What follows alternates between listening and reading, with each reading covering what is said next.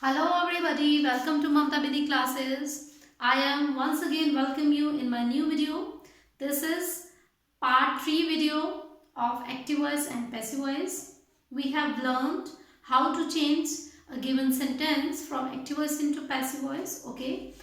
In this video, we will learn how to change without seeing the rules. Okay. How to change active voice into passive voice. Okay. I have written mixed sentences. So first of all we will identify and then we will change according to the rules. Okay. So let's start.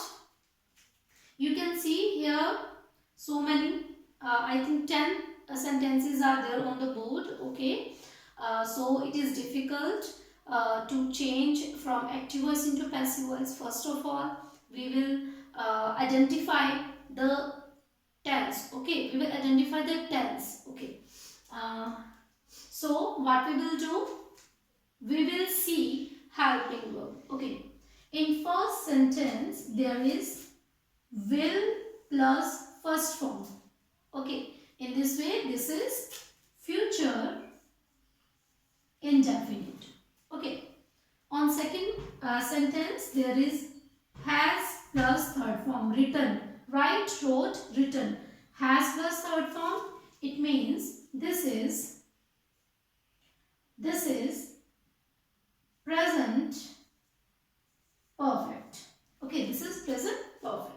Okay, uh, there is have, not, and third form. This is also present perfect. Present perfect. Okay, in fourth sentence there is are first form plus ing. Okay, there is if any sentence is mr plus first form plus ing, we can say that given sentence is present continuous. Okay. Okay, we will move to fifth. There is were, not, and first form plus ing. You can say this is past continuous. Okay. Next we will move to 6. There is second form. Only second form. Okay. So you can say this is past indefinite. Okay. In 7 sentence there is only first form. You can say this is present indefinite. Okay. In 8 there is will plus have plus third form. We can say this is future perfect.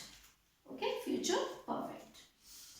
In next sentence there is only second form, so you can say this is past indefinite. We will move to 10th sentence. There is plus first form plus ing, so this is present continuous. Okay. And last one, there is have plus not plus third form.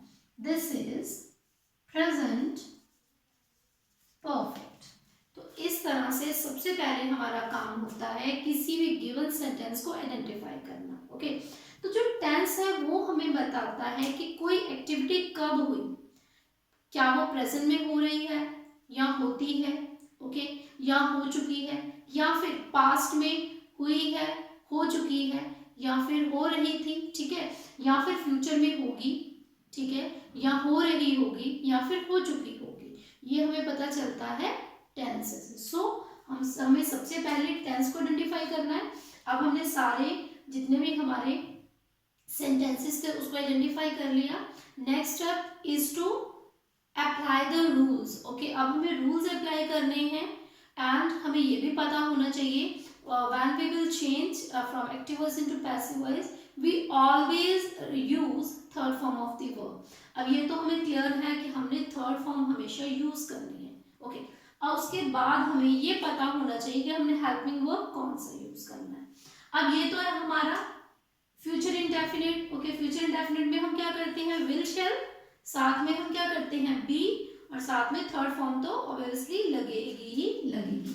तो हम सबसे पहले क्या करेंगे, object को यहाँ पे लिखेंगे, so we will write as a song will be, and third form of sing is sing, sung, sung, sung। अब हमने लगाया by और he को किसमें चेंज कर दिया हमने, him में, ओके। इस वीडियो में हम सिर्फ अफर्मेटिव और नेगेटिव सेंटेंसेस को कन्वर्ट करना सीखेंगे। नेक्स्ट वीडियो में हम फिर जो हमारे इंटेरोगेटिव है, ठीक है, उसमें WH फैमिली भी है, उसको कन्वर्ट करना सीखेंगे। इस वीडियो में इतना ही।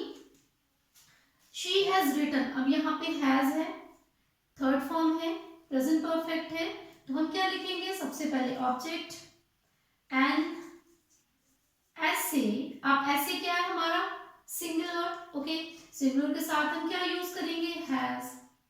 नेक्स्ट हम क्या यूज करेंगे, बीन, रिटन बाय। अब शी किस में चेंज हो जाएगा, हर में, okay. An essay has been written by her. I have not won the match, तो यहाँ पे हैज हैव लगा है, इट मीन्स ये क्या है हमारा, प्रेजेंट परफेक्ट, ओके। तो हम क्या लिखेंगे, द मैच। अब देखिए हमने हैज या हैव दोनों में से कोई एक हेल्पिंग वर्ब लिखना है, लेकिन अब ये देखो आई के साथ तो हैव लगा, लेकिन जब मैच हमारा सब्जेक्ट बन गया, यहाँ पे हमारा सब्जेक्ट चेंज हो गया है ना, तो अब हम मैच क्या है हमारा, सिंगुलर, तो उसके साथ हम क्या लिखेंगे, has, okay. You have to remember this things. when subject is changed we will use helping verb according to the subject, okay। तो यहाँ पे मैच के साथ हम हैज का यूज करेंगे, not been वन बाय। अब आई को जब हम लास्ट में लिखेंगे तो आई का क्या बन जाएगा, मी, ओके। अब नेक्स्ट देखिए, boys are making a noise, तो अब हमने इसको सबसे पहले लिखना है, तो क्या आ जाएगा, अ नॉइज। अब देखिए नॉइज क्या है, ये तो बॉयज से ज्यादा है ना, बॉयज हमारा सब्जेक्ट था, तो यहाँ पे हमने यूज किया आर, लेकिन जब हम अ नॉइज लिखेंगे तो noise is also singular, okay, uncountable है, नॉइज को हम काउंट नहीं कर सकते हैं, so we will use always singular verb with uncountable nouns, okay. A noise is being made by, boys को हम जब यहाँ पे लिखेंगे तो बॉयज का बॉयज ही रहेगा, okay. We were not drawing a picture, अब इसको हम पहले यहाँ पे लिखेंगे, अ पिक्चर, ओके। अब हेल्पिंग वर्ब की बारी है। अब देखिए वी के साथ तो हमने वर लगाया, ठीक है, क्योंकि ये था हमारा प्लूरल, लेकिन अब पिक्चर क्या है, सिंगुलर, सिंगुलर सब्जेक्ट के साथ सिंगुलर वर्ब लगेगी, ओके। तो यहाँ पे हम क्या लगाएंगे, was। A picture was not being drawn to drawn, D-R-A-W-N, drawn by।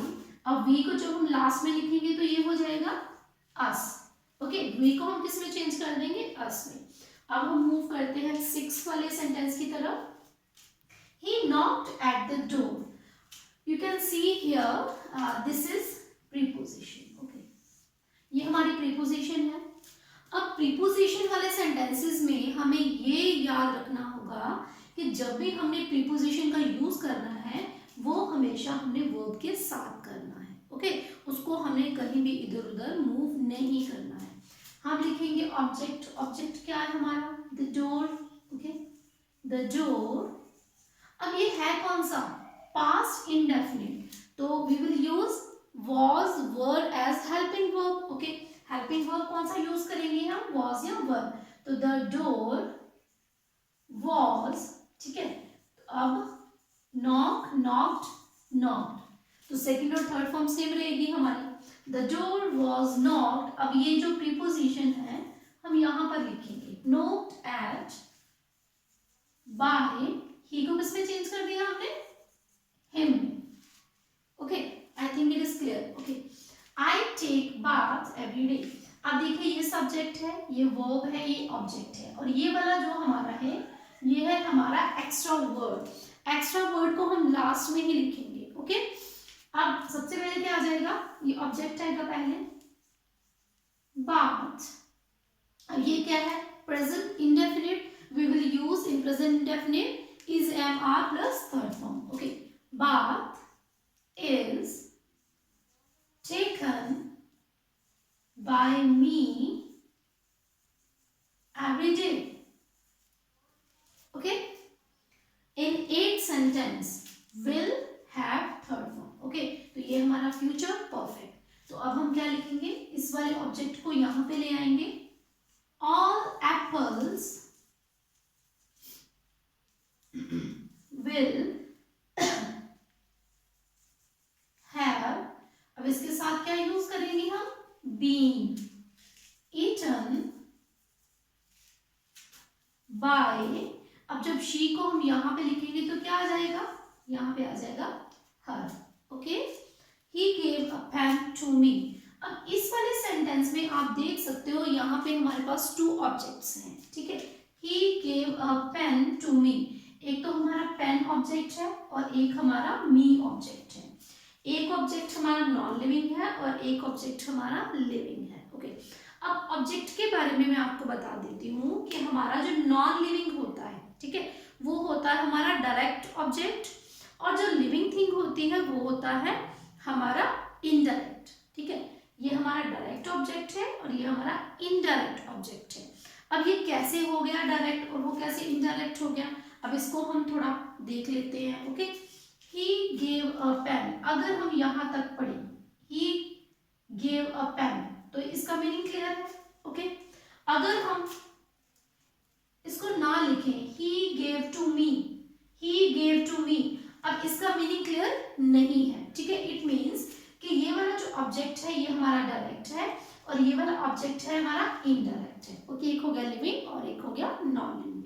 अब हमने जब हमारे पास 2 ऑब्जेक्ट आ जाएंगे उस कंडीशन में हमने क्या करना है, we will take direct object. Okay, हम सबसे पहले डायरेक्ट ऑब्जेक्ट को लेंगे, देन फिर हमारा ये वाला जो बच जाता है ना, ये वाला क्वेश्चन जो बच जाता है इसको हम लास्ट में लिखेंगे या फिर हम उसको वर्ब के साथ लिखेंगे। ओके, अब हम क्या लिखेंगे, अ पेन, अ पेन। ओके, अब ये क्या है, पास्ट, तो पास्ट के लिए हम वॉज वर्ब लगाएंगे, वॉज लिखेंगे हम, अ पेन वॉज। ठीक है, अब गिव, गेव, गिवन, गिवन। ठीक है, अब यहां तक तो हो गया। अब या तो हम इसको यहां पे लिख लें या फिर इसको लास्ट में लिख लें, दोनों ही ठीक है। अ पेन वॉज गिवन, अब इसको हम सिंपल वे से करते हैं, बाय हिम। ओके, हमने इस वाले पोर्शन को यहां पर लिख लिया है, a pen was given by him। अब ये क्लियर है। अब हम ये जो लास्ट वाला पोर्शन है इसको हम यहाँ पे लिखेंगे। Okay, a pen was given by him to me। Okay, अब नेक्स्ट वाला, teacher is teaching the children. अब यहाँ पे चिल्ड्रन को हम क्या लिखेंगे, द चिल्ड्रन। अब देखिए यहाँ पे हमारा टीचर सब्जेक्ट था तो इसके साथ हमने इसका यूज किया। अब चिल्ड्रन हो गए ज्यादा, प्लूरल, तो we will use are। okay, are as helping verb, the children are being, अब teach की थर्ड फॉर्म क्या हो जाएगी, taught, P-A-U-G-H-T, taught by, किसके द्वारा पढ़ाया जा रहा है, टीचर के द्वारा, तो हम यहाँ पे लिख देंगे टीचर। ओके, अब नेक्स्ट हमारा लास्ट वाला पेंडिंग है, they have not learned the lesson। तो ये कौन सा हमारा प्रेजेंट परफेक्ट, तो हम लेसन को लिखेंगे पहले, द लेसन। ठीक है, अब देखिए यहाँ पे था दे क्या हमारा प्लूरल, प्लूरल के साथ प्लूरल वर्ब का यूज किया। अब लेसन क्या है, singular, we will use singular helping verb, the lesson has, okay, not been learned by them।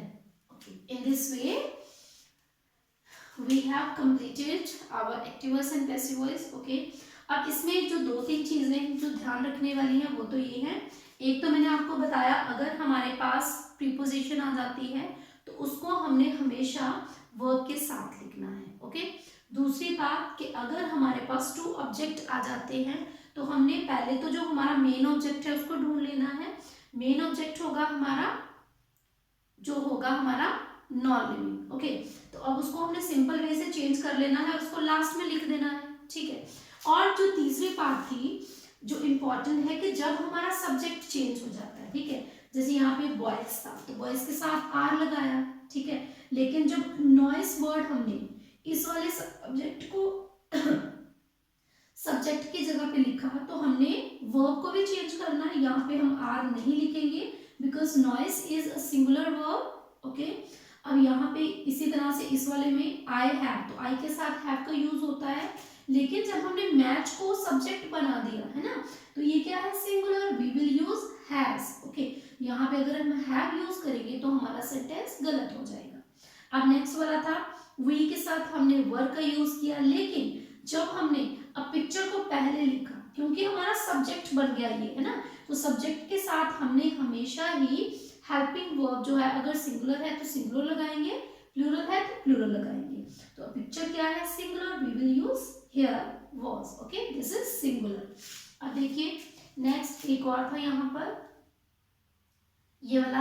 अब यहाँ पे टीचर के साथ हमने सिंगुलर का यूज किया, लेकिन जब हम चिल्ड्रन को पहले लिख रहे हैं तो चिल्ड्रन क्या बन गया, हमारा सब्जेक्ट है ना, तो इसके साथ हमने प्लूरल, ये प्लूरल है तो इसके साथ प्लूरल, ये सिंगुलर था तो इसके साथ सिंगुलर. ओके, अब इसी तरह से दे के साथ हम हैव का यूज करेंगे because they is a plural word. Okay, तो यहाँ पे जब हम लेसन को पहले लिख रहे हैं तो लेसन क्या है हमारा, singular, we will use singular. तो यहाँ पे तीन चीजें जो मेन थी, एक तो अगर हमारी प्रीपोजिशन आ जाती है we will write preposition always with the verb. Okay, if we have two object we will write direct object first and indirect in last of the sentence. Okay, and when we change object in the place of subject we always use verb according to subject. If our subject is singular we will use singular verb. If our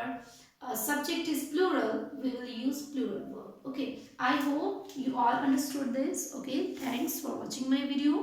We will meet in our next video that will be the fourth part of active voice and passive voice. Okay, till then take care, bye bye.